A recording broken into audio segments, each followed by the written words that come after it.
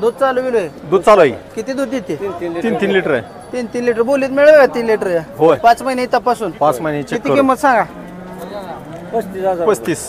35,000 5 महिने गाभण गाय. हा. आणि याल्यावर किती दूध दिले?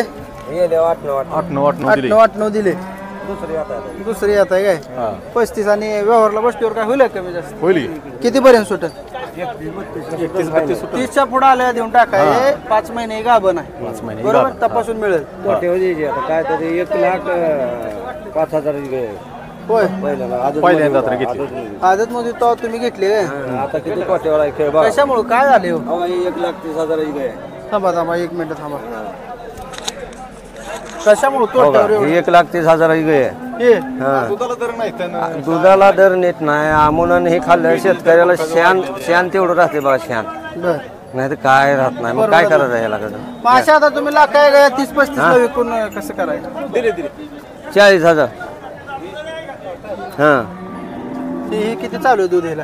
तुला आता 7-8 आहे. 7-8 7-8 लिटर हा. आहे. किती गाय आहे त्या? कितीला मागते ती माहित आहे? हा.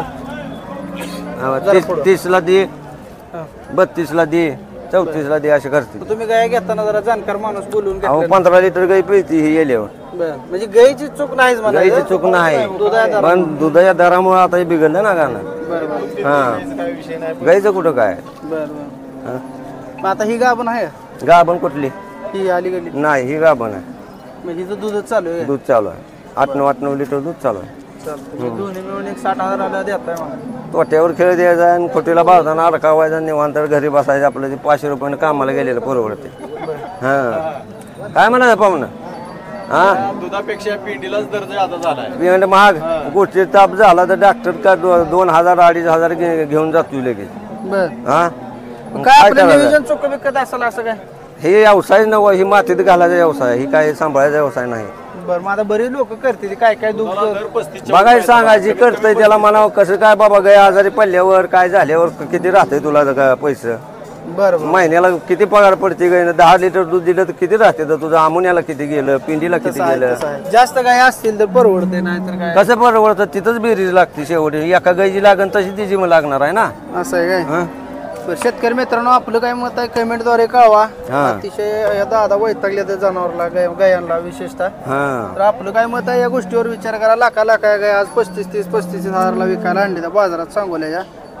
घरी अजून किती गाय म्हैस आहे? पाहायची दुधाला म्हैस. म्हैस. हा घरचे खाऊन पिऊन आपलं कोणाला त्या डेअरीवाल्याला मग वर आणाय नको आणि आपला ते कोणाला टेन्शन नको आपलं.